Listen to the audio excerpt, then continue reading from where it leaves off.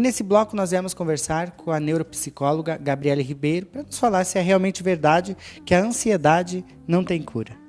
Boa tarde. Realmente, a ansiedade não tem cura.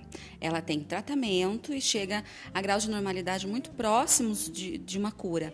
Mas ele tem, como a gente pode dizer, ela é nata do ser humano, né? Então, todo ser humano ele tem um grau de ansiedade. Uns desenvolvem mais, outros desenvolvem menos. Aqueles que desenvolvem mais chegam ao ponto de virar uma patologia, né? Uma doença.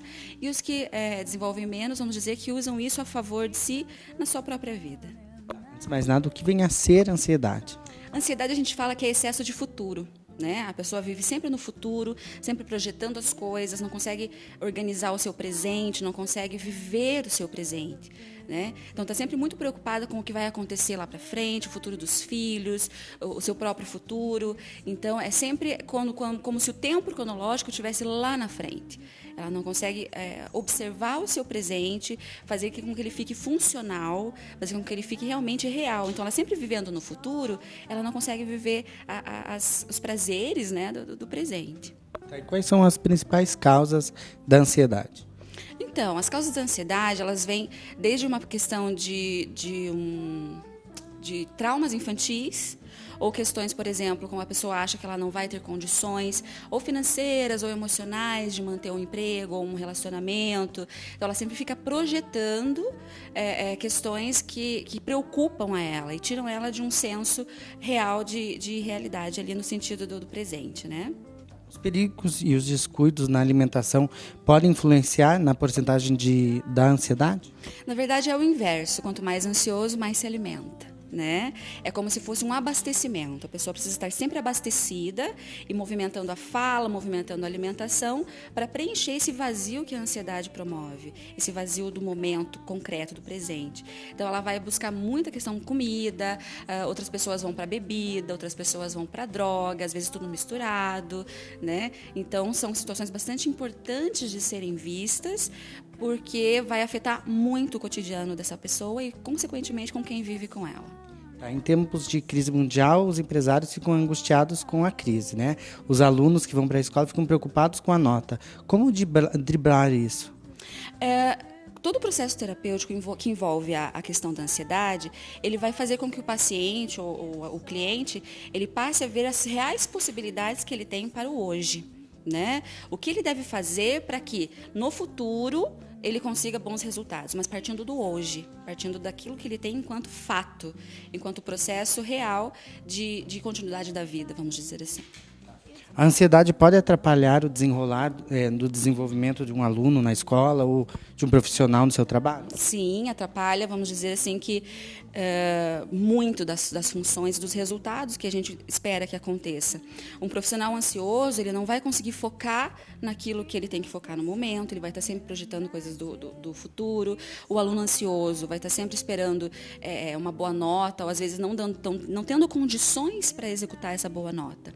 Né? E veja, não é somente uma ansiedade em termos subjetivos.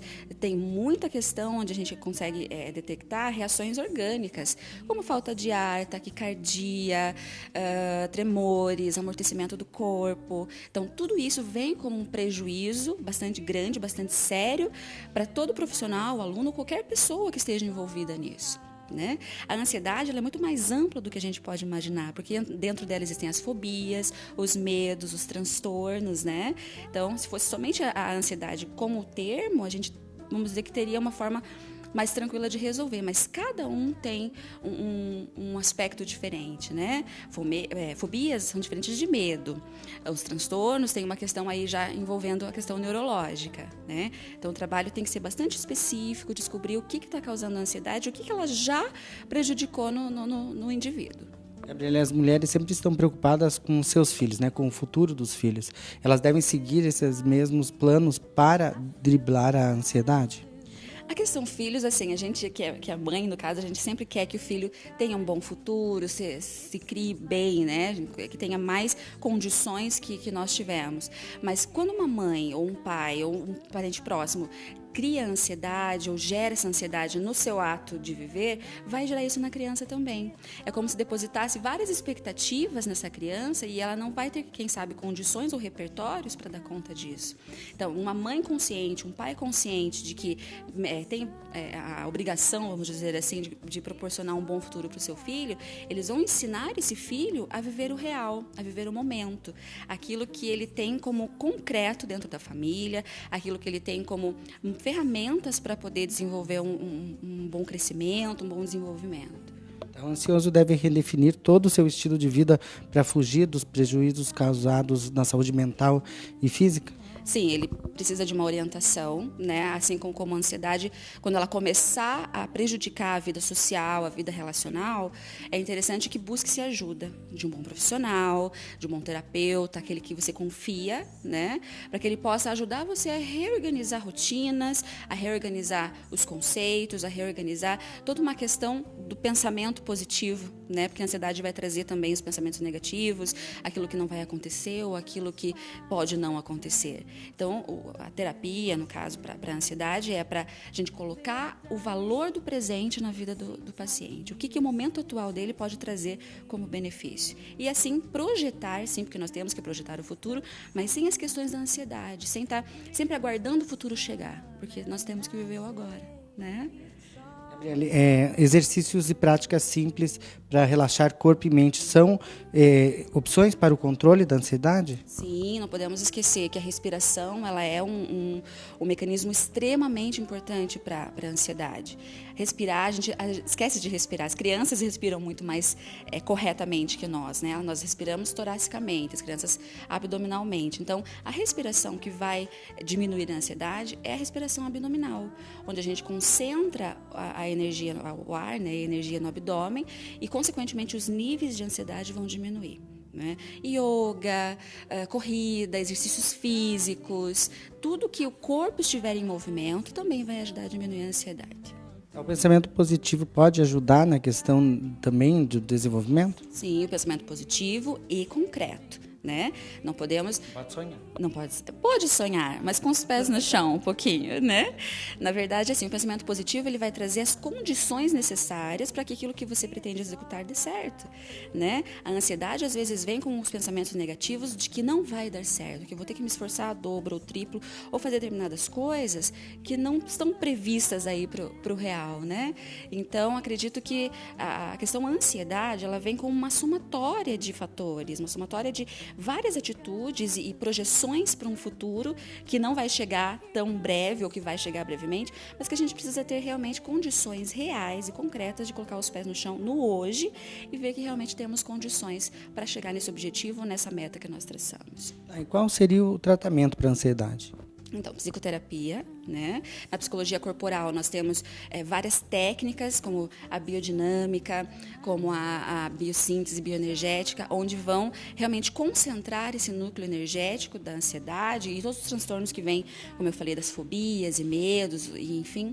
Né? Temos também que comentar sobre o transtorno de ansiedade generalizada, que vamos dizer que é o grau máximo de uma das ansiedades, onde o paciente tem sentimentos de morte. Ele praticamente acha que vai morrer. Então, potencializa muito mais as questões aí da ansiedade. Então, a psicoterapia, nesse momento, é o mais indicado. Num segundo momento, se não houver um avanço significativo na psicoterapia, associamos com medicamento. Né? O medicamento ele vem como um suporte bastante importante aí em determinados casos, que não é tomado para o resto da vida, e sim durante um período ali da adaptação do processo de retorno aí à realidade. Gabriela, para fechar esse bate-papo, quais são as dicas principais para as pessoas superarem a ansiedade no seu dia a dia? Valorizar o seu presente. Né, as pessoas que estão em torno de você, entender que a vida é um processo dinâmico, mas que nós temos que criar e construir o dia a dia, né? Como eu falei, a respiração abdominal vai ajudar muito, não pode fazer muito, porque senão desmaia, né? Porque o cérebro vai entender que o corpo está precisando de um ar diferente, mas tem que fazer ali a cada 5, 6 vezes essa respiração abdominal. E psicoterapia. Não tenho como não dizer que a psicoterapia vai ser uma ferramenta extremamente importante para o processo de controle da ansiedade. Gabriela, obrigado pela entrevista, obrigado por tirar essa dúvida também do telespectador. Eu que agradeço, convido as pessoas que se interessarem pelo tema a vir conversar e conhecer o nosso espaço. I feel that ice is slowly melting. Little darling, it seems like years